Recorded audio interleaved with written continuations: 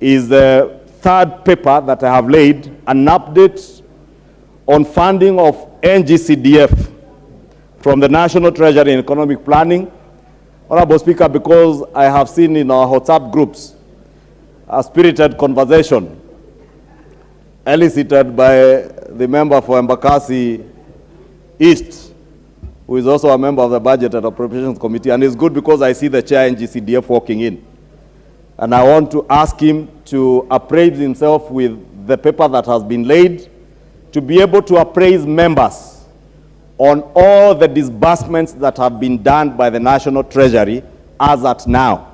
Because up to and including this morning, the National Treasury has disbursed funds to the NGCDF board, and therefore the NGCDF board should then, through the committee, be embarking on disbursement to the constituencies. And I want to believe the National Treasury is also working on the same towards the disbursement of NGAF, in line with what the National Treasury promised at the beginning of this month. And indeed, I have confirmation, Honorable Speaker, from the Cabinet Secretary, National Treasury, that up to now, so far, this month, after the Mombasa meeting, they have so far disbursed 6 billion shillings in line, and being the third week of the month, I think they are up to date, and I want to encourage them to continue so. And the NGCDF board, together with our committee, to ensure that there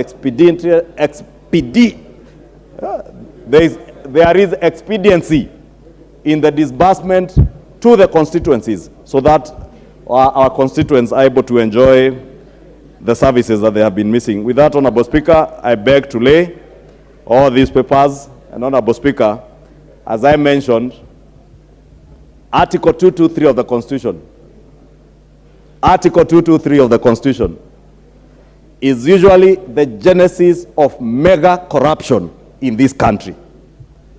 And if as a house that is charged with the mandate to oversight government, we have to exercise our authority. And that's why I challenge our oversight committees and the relevant departmental committees.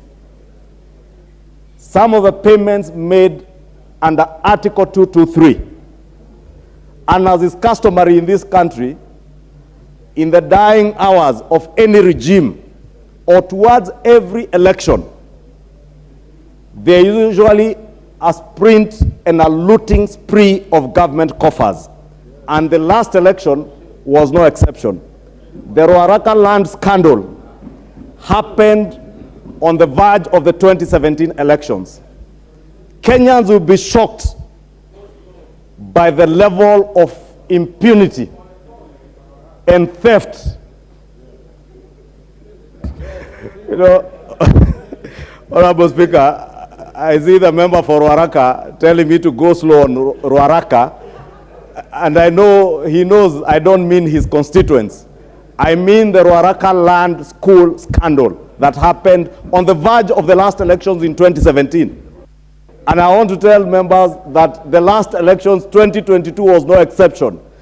If there was theft in the on the verge of the 2017 elections, on the Ruaraka land scandal, that was foreplay.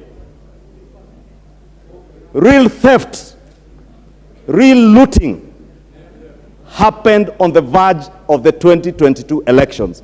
You will be shocked that even on the night Kenyans were voting, when people are counting votes, there are people who are counting billions that they had looted from government coffers. And Honorable Speaker, I've taken time because I was just laying these papers, because these are now public documents. Kenyans, I do not need to name them here. They shall be named. They shall be named. And you know them. You know them. Kenyans know them. Honorable Speaker, I didn't have the latitude to name them here, but in due course, Honorable Speaker, if, and I want to say if, our oversight committees do not take up this matter to end this culture of impunity, there is nothing that will stop the current government on the verge of the 2027 or 2032 elections from looting public coffers with impunity. We must be the house that will stop looting of public resources towards an election.